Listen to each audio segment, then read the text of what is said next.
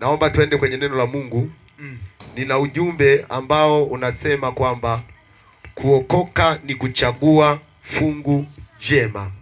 Kuokoka ni kuchagua fungu jema. Yaani vile tu ulivyoamua kuokoka umechagua fungu jema. Yes.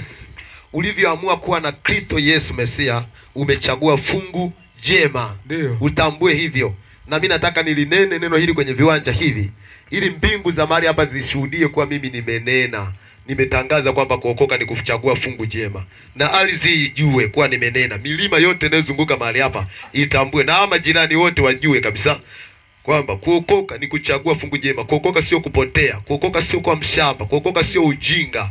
Kuokoka sio kuwa hujielewi. Kuokoka ni kuchagua fungu jema. Yesu wakati anahubiri Injili kuna watu walimwambia, ndio, wewe umechanganyikiwa, wewe umechanganyikiwa, wewe una pepo wewe. Yes. Yesu akamwambia, mimi sina pepo, ila mimi namheshimu Baba yangu. Ninyi mnanivunjia heshima mimi. Kumuita mtu aliyeokoka kwamba ni mjinga ni kumvunjia heshima. Yes. Kwa sababu ni mtu aliyeamua kumheshimu Baba yake wa mbinguni.